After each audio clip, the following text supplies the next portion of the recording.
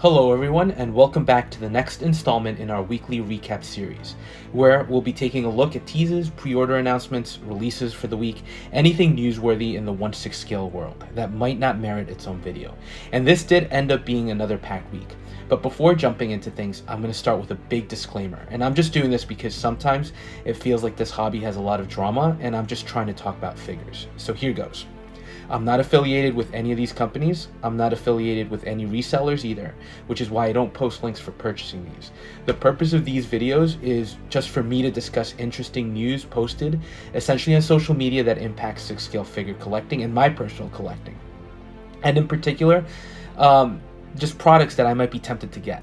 And I do think once pictures go public for announcement, it's pretty much up for discussion. So with that out of the way, let's jump right into things, and we're going to start with some news items. First up comes courtesy of Inart, and their timing was perfect because as I was prepping my notes for this week's news video, I was making some mention about how they seem to have gone radio silent. So they basically posted this lengthy update on their Facebook page outlining what's been happening. You can pause if you want to read, or I'm sure you'll be able to find it online. But basically they're experiencing delays, and they're working hard to improve all the figures currently on pre-order. And they're also teasing 2 new pre-orders for May, including a property I'm not very familiar with, and the big one for me being Harry Potter. Now, this isn't a bash on Inart, so hopefully it doesn't come across like that, because I'm probably going to be getting that Harry Potter figure, and I'm waiting for their Dune figures. I've been waiting for those 2 lines since they announced them when they came onto the market, and I think both of those might be global licenses, but don't quote me on that. Anyway, I think the delays were to be expected, and I think proof of that has been how slowly they've rolled out the Joker. I mean, there are people still waiting for their orders to be fulfilled, so I do think this announcement is good because the radio silence wasn't great. Even their spokesperson has limited his interviews, or seems to have limited them. I think Inart may have become victim to the hype machine, and part of that might be their own fault, to be honest. I think they came out doing streams left and right, selling themselves as a different sort of company. They launched polls on their Facebook group asking for licenses that people wanted, and I think some people had pegged them as a Hot Toys killer. And while I think their Joker was an awesome inaugural effort, I just think they may have bit off a little more than they could chew. And they're still trying to figure out the logistics behind being in this 6 scale world. Now, fingers crossed they get back on track, because I think as a collecting community, we're all rooting for them to succeed. But I think the delays are definitely going to cost them. They clearly have a relationship with Warner Brothers, and with the upcoming Flash movie, I feel like that could have been an opportunity for them to land some great pre-orders timed with the movie's release. I'm pretty sure that's what Hot Toys is going to do, and maybe Inart will surprise us, which would be awesome. But this announcement does make it seem like they have their hands full at the moment. Having said that, they did offer some updates for the Aragorn figure that they have up for order, and basically they're showing that they've listened to feedback and have continued to improve parts here and there. A lot of focus here comes with the cloak, but there is also some great detail work for his belt, his boots, and the forearm gauntlets. So I appreciate the effort Inart is putting into their figures, and if this turns out as good as they're showcasing, it'll have the potential to be another home run. So, now let's move on to the really fun part, which is new pre-orders. And we'll start off with the latest announcement from Hot Toys. And maybe appropriately enough, as we head towards May 4th, which is a huge Star Wars day, they announced a Scout Trooper Commander from the Jedi Survivor video game release. And if you've watched my channel, you know that I'm not a big trooper collector. There are just so many variations that I think it's impossible to keep up. But it doesn't mean I can't appreciate how good this looks. And I think if you are a Star Wars collector, building up your trooper army, this is a really nice addition that would fit in well with that collection. Now, he is supposed to be a specialist and an elite trooper based on the description, and I do think he has a really nice visual appeal. The orange pauldron alone gives him that nice hint of color, as well as the new equipment that's hanging off his abdomen and his back. It definitely makes the figure unique. Paint app wise, I really do like the weathering on the armor pieces. Again, just makes it feel more like he is a veteran having been through some missions. The other piece I like here is that the baton with the electrical effects. I think it would give him a little uniqueness instead of holding a blaster pistol or rifle. And he does look to be a highly posable figure with some great action shots of him holding the baton in an almost running pose.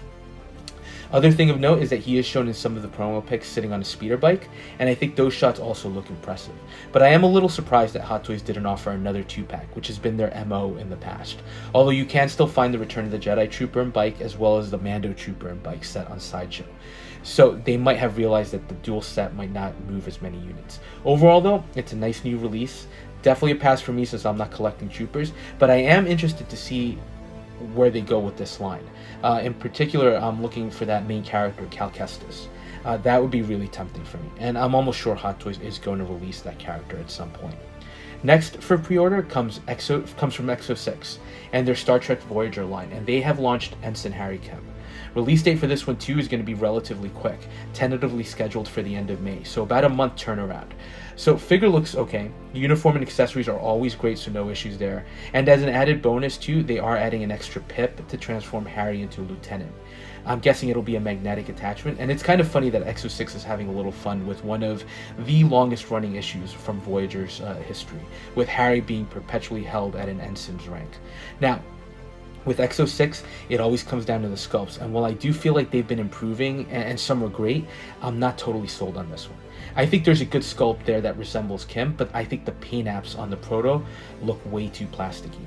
Hopefully this is something that gets remedied for the production, as I've noticed a lot of the promo shots are taken long in advance, so usually the production piece is better.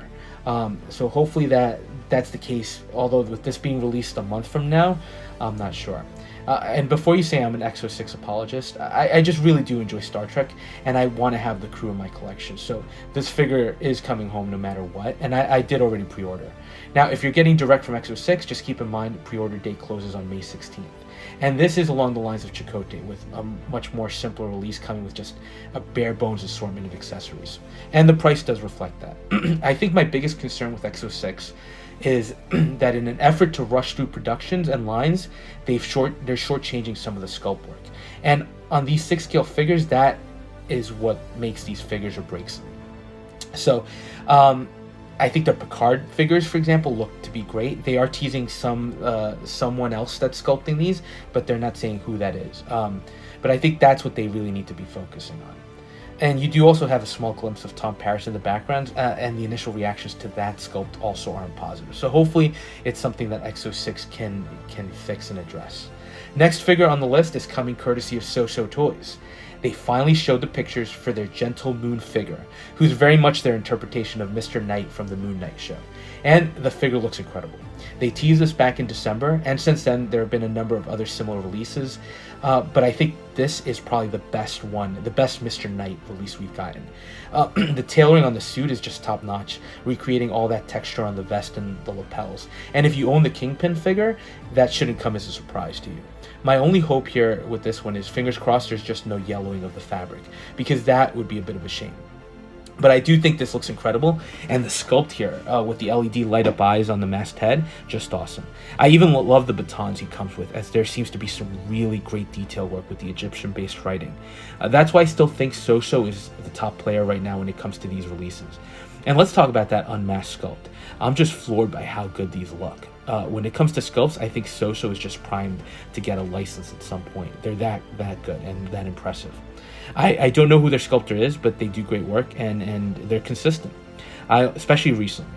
I also do appreciate that companies like SooSoo are essentially allowing me to fill in those voids in the collection, because it'll be nice to have both versions displayed. And I think it's going to look really impressive standing next to the Hot Toys Moon Knight. My only 2 requests from the line: I would love a Kanju. I know the S-Hero version gives you that option, but he's not to scale, so it would be nice to have someone tackle that one. And more importantly, I would love someone to make a Layla figure in her Scarlet Scarab getup. I really did like the Moon Knight series and thought it was one of the better Disney Plus offerings, so I would be all in. Only thing SooSoo needs to do, and granted it's not limited to just them, but they are way behind on releases, so hopefully they can address that. Next up on the third-party front, we're getting an Agent Smith figure from Fishbone. There aren't many pictures for this one, and it seems like they just snuck this one in, but I do think it's worth discussing. I did see the Fishbone release of the Neo from the first movie, and that looked like it turned out okay.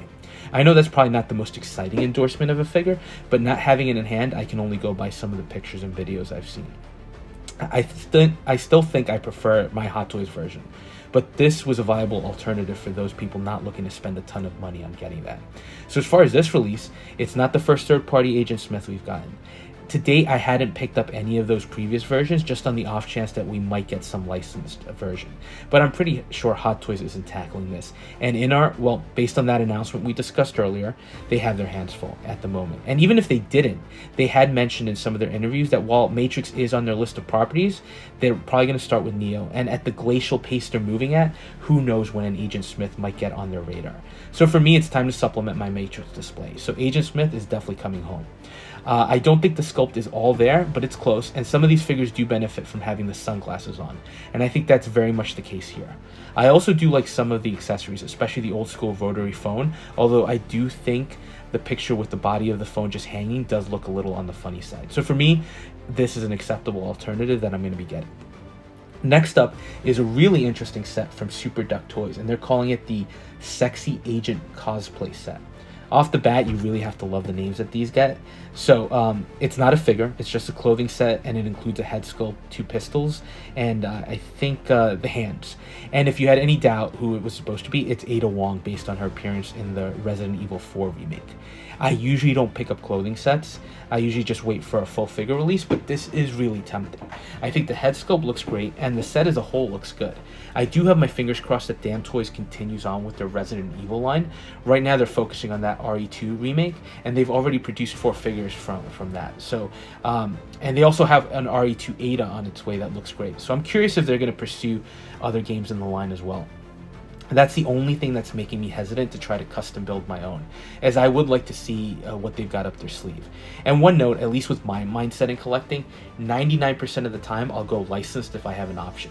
Quality and just everything tends to be superior, although there's one company that comes to mind where that isn't the case. I won't mention who they are, but regardless, typically licensed to me seems better.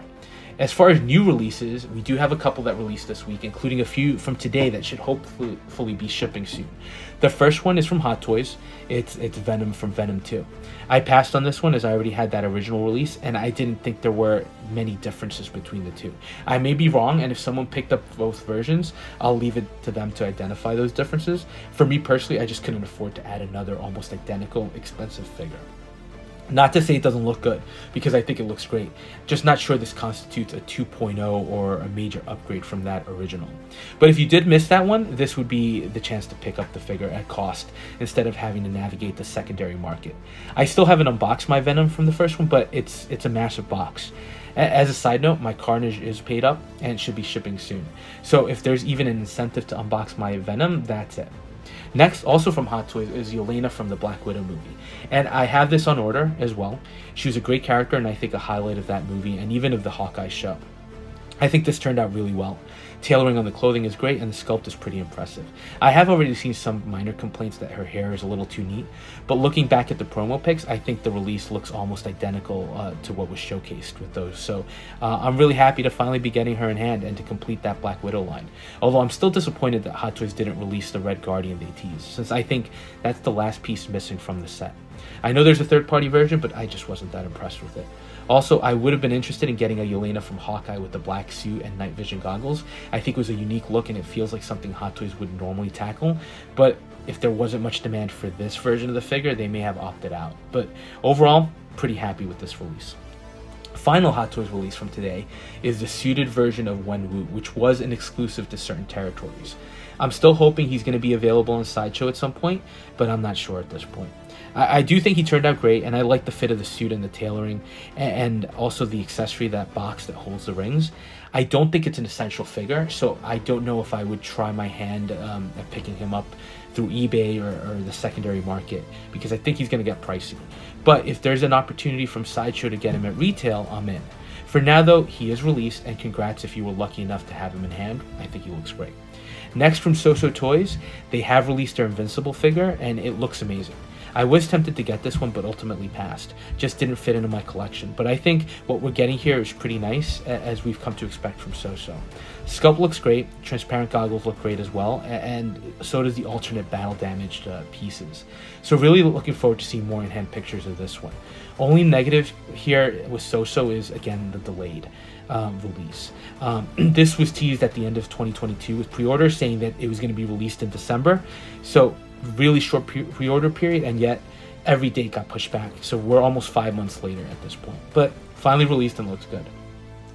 Last release, really quickly, is the Thunder Toys Valkyrie, which I have ordered. So I think there's already a review online for the full set. And just a reminder, you could get the figure and the Pegasus. I passed on the Pegasus, just wasn't crazy about it, and it looked like a real estate killer. It took up a lot of space, but I should have the figure in hand soon, so I'll do a review as well. And as a final note about SooSoo, they put another figure up for pre-order that I'm not covering. And I'm not covering it because I did get someone mad at me for even talking about that particular line of figures. So I'm going to just broadly touch on a particular element of that release that really intrigued me. And that's that Toys Era had their own version of the figure. And I think the Toys Era one might actually have been better. So it's not necessarily a knock to SooSoo, but more of a positive development for Toys Era, who really seems to be trying to step up their game, particularly when it comes to sculpts. I'm sure the SooSoo one will go through some improvements before release, but I think it's nice to see Toys Era really improving that department, and their Joel and Ellie figures are pure evidence of that. So that was a quick look at the stories that piqued my interest this week in the 6 scale world.